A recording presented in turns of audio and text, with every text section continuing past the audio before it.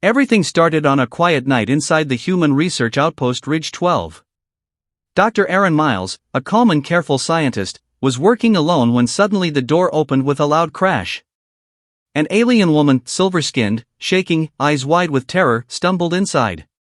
Her name was Vera, a respected alien scientist from the HFY Federation. Normally she spoke with confidence. But tonight? Her voice trembled, her breathing was fast, and her hands were covered in blue glowing dust. "Aaron," she whispered. "Please, help me. It started growing again. I can't stop it anymore." Aaron stood up fast. "What started growing?" Vera shut the door, locked it, and pressed her back against it like something was chasing her. "The experiment," she said. "The one I never told your people about. The one I should have destroyed." Aaron could see her fear. Not normal fear. Life-ending fear. Vera pointed toward a metal case she carried. The case was shaking, like something alive was pushing from the inside.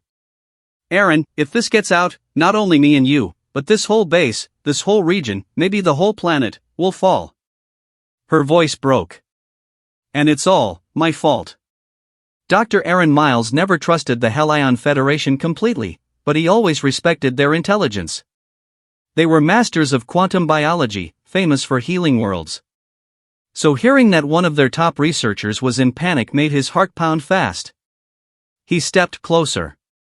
The metal case Vera held had small glowing lines on its surface. The glow pulsed like a heartbeat, slow at first, then faster. "When did it start reacting like this?" Aaron asked. 2 hours ago, Vera said, pushing the case onto the table. Before that, it was stable. Quiet. Contained. Aaron touched the surface warm. Too warm. "What exactly is inside?" Vera hesitated. Her eyes filled with guilt. "The truth," she whispered.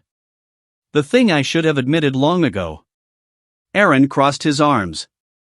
"Vera, if this is dangerous, I need to know everything." She nodded slowly. "I created a bioorganism that can copy living structures. It was meant to repair damaged planets, grow forests in minutes, rebuild oceans, restore air quality. A healing machine made from living cells." "That sounds good," Aaron said. "It was," Vera replied. "But then, it learned too much." She opened the case. Inside was a transparent container filled with a jelly-like substance, glowing bright blue. It looked harmless at first. Then it moved. And grew right in front of Aaron's eyes, stretching like a liquid creature waking up. Vera stepped back. It used to grow 1 millimeter per hour. But now, she pointed at the expanding mass. Now it grows 1 centimeter every few seconds. Aaron felt the temperature rise. But why? What changed? Vera clenched her fists. "Because I lied," she said. "I told my leaders it was safe. I told them it had no adaptive intelligence. But it does. It has a mind, or something close to one. It studies whatever is around it. Learns. Improves." Aaron's chest tightened. "So it's evolving?" "Yes," she said. "And I fear it wants to escape." The blue mass pressed against the inside of its container. A soft cracking sound came from the glass. Aaron's eyes widened. "Is the container breaking?" Vera nodded. "Soon. Very soon." Vera backed away until her shoulders hit the wall. "I was supposed to destroy this last year. But I didn't. I thought I could improve it, make it perfect, prove my brilliance. It was pride, Aaron. Pure pride." Her voice shook with shame. "My superiors don't know I kept it. They don't know it survived. And they don't know it grew stronger. If they did, I would be executed instantly." Aaron stared at her. "So you brought it here, to confess? To hide? To get help?" "To stop a disaster," she said. I need your help because human technology, especially your electromagnetic stabilizers, can freeze biological movement for short periods. Hell, ion tech can't. Aaron walked around the table, studying the cracks slowly spreading. We can freeze it, he said. But for how long? Maybe 2 minutes, Vera whispered. Aaron frowned. That's not enough time to destroy it. No, she said. But maybe enough to move it. Move it where? Vera looked up at the ceiling, toward the outer sky. Into space. Aaron blinked. You want to launch it off the planet? Yes, she said. If we send it far enough from any life, it will starve. It needs living energy to grow. Aaron hesitated. Then why is it growing right now? There's no living energy inside that case. Vera swallowed hard. That is the worst part. Aaron stared. It's growing, Vera whispered, because it learned to feed on heat, not life. And heat is everywhere. Aaron's heart dropped. That means we can't starve it. She nodded. Exactly. The container suddenly bulged. A crack shot across the entire surface. Aaron jerked back. Vera, it's seconds away from breaking. Before they could move, a loud alarm echoed through the room. Beep, beep, beep. Critical breach detected. Red lights flashed.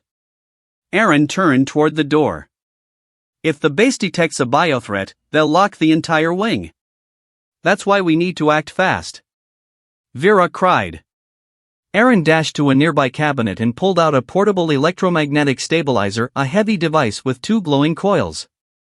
This thing isn't meant for organisms, Aaron warned. Vera grabbed the other side. It doesn't matter. If we don't freeze it now, it will break free. And after that, nothing can stop it. Together they pointed the stabilizer at the container. The coils glowed. A wave of invisible force hit the mass inside. The creature shuddered. Then, it slowed. The cracks stopped spreading. But only for a moment. The stabilizer began shaking violently in their hands. It's resisting. Aaron yelled. Vera gritted her teeth. Push it to maximum. That will burn it out. Do it. Aaron turned the dial. The machine screamed as it overloaded, but the mass inside finally stopped moving, frozen in a mid-growth shape, like a bright blue claw trying to escape. We have 2 minutes, Vera said. Maybe less. Follow me. They rushed through the dim corridors of Ridge 12, carrying the frozen container between them. The base alarms grew louder. Security drones activated and scanned them. Unauthorized biomaterial, one announced. Override. Aaron shouted. Code Delta 9 miles. The drone paused. Accepted. Proceed. They kept running. Vera looked at the container. Tiny vibrations were returning. It's waking up. How much time? Aaron asked. Maybe 30 seconds. They reached the launch bay. The emergency escape pod sat ready. Put it inside. Vera shouted. They placed the container in the pod's cargo chamber. Aaron typed the launch coordinates: deep space, far from any star systems. Vera placed her hand on the glass. I created you, she whispered, and now I send you to your end. The creature twitched again. A bright crack formed from the center to the edge of the container. It's waking up. Aaron yelled. Launch it, she screamed. Aaron hit the button. The pod shot upward with a massive burst of energy. Within seconds, it cleared the planet's atmosphere. But inside the pod, the container finally shattered. A blue glow flashed through the window. The creature broke free. Aaron panicked. Vera! Did we just send a monster into space? Vera sighed deeply. No, we sent it away from everything it can feed on. Space is cold. Empty. Silent. Aaron watched the pod disappear into the darkness. It won't survive, she said softly. Not out there. Just when Aaron relaxed, Vera whispered. Aaron. I didn't tell you one thing. He turned slowly. What now? She looked into his eyes with fear. The organism didn't just learn to grow from heat. Aaron waited. It also learned to copy whatever energy it touched. Aaron's voice dropped. What are you saying? Vera stepped back. When we used your stabilizer, it touched both of us. Our heat. Our energy. Our patterns. Aaron felt a cold wave go through his body. So the creature copied us? Vera nodded slowly. If it survived even a few seconds out there, then somewhere in deep space, something with our energy signature is waking up. Aaron stared out the window. And the screen cut to black.